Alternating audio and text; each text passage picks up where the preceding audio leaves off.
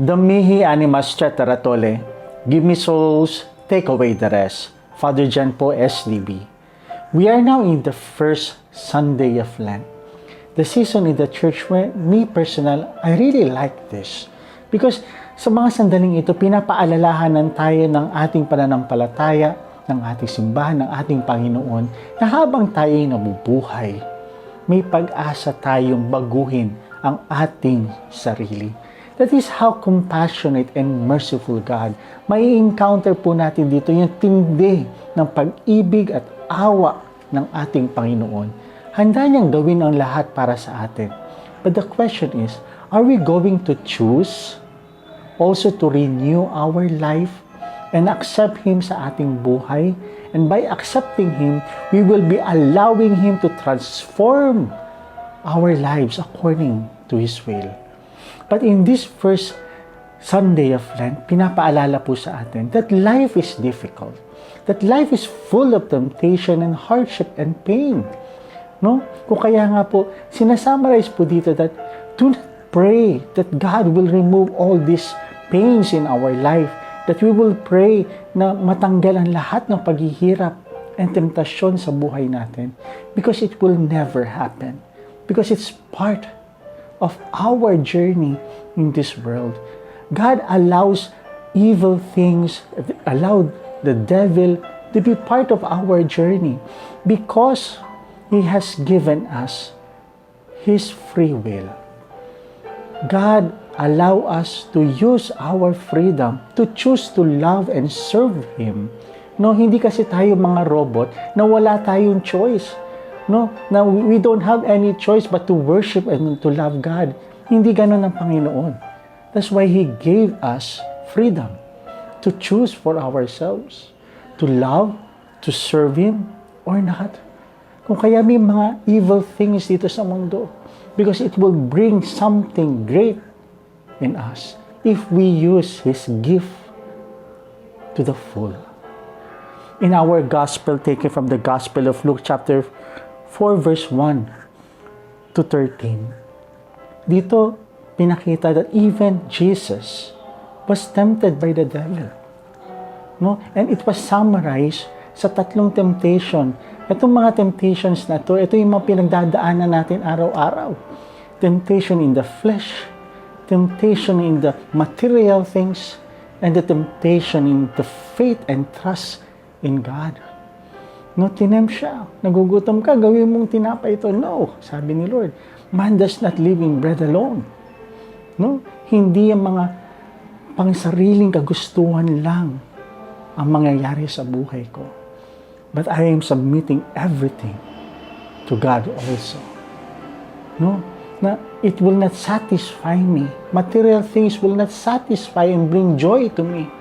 But being with the Lord will bring joy into my heart. And He was, kung sasambahin mo ko, ibibigay ko lahat ng kayamanan ng mundong ito if you will just worship me. Ito yung sinasabi na huwag kang magkakaroon ng ibang Diyos kundi ang Panginoon. Do not worship any other gods. Baka kasi sinasamba na natin ang kayamanan natin. Yan yung mga idols na nagpapanggap. Hindi lang yung mga sinasabi ng ibang relihiyon na mga rebulto. No! Fame, money, power can be your idol. Na yun na yung sinasamba mo at yun na yung sentro ng buhay mo. By worshiping them, you worship the devil and not God.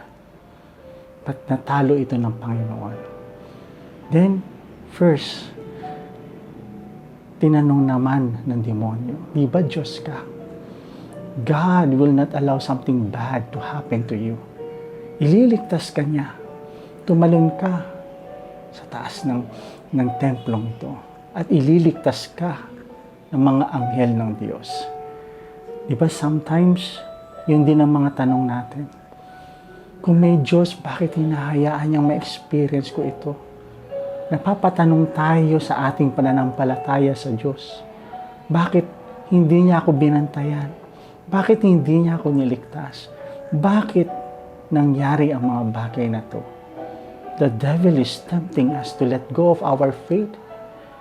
Yun yung mga pinagdaanan ng ating Panginoon. Pero anong nagligtas sa kanya. Paano niya nakayanan yung temptation ng demonyo? At ito yung gustong matutunan sa atin ng Panginoon. No? This is, huwag natin haharapin ang mga hirap ng buhay na ito na mag-isa. Because Jesus, in facing the devil, He entrusts Himself in the words of God. He keep on quoting the scriptures. Doon siya nagtiwala. Hindi niya binitawan ang kanyang pananampalataya sa Diyos.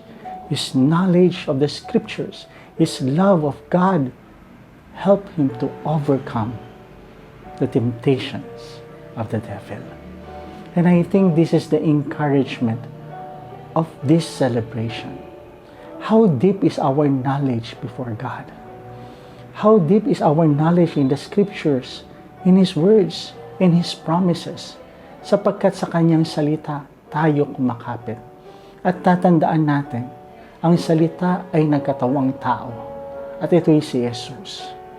Tumatakbo ba tayo kay Jesus sa mga panahon ng temptasyon ng demonyo? Sa mga panahon ng paghihirap? The Lord showed us a way to overcome the hardships and temptation of this world. Huwag nating dadalhin mag-isa ang mga bagay-bagay na ito. Because Jesus Himself, nagtiwala sa ating Panginoon. At yung pangalawang pwede nating matutunan sa celebration na ito is, let us not pray that God to remove yung mga problema natin sa buhay, yung mga temptasyon dito sa ating mundo. No? Kasi minsan sinasabi natin, Lord, tanggalin mo na ang mga problemang ito. Let us not pray for that. Because it will never happen. Because temptation, pains, hardship is part of our journey. But together, let us pray. Lord, give me the strength.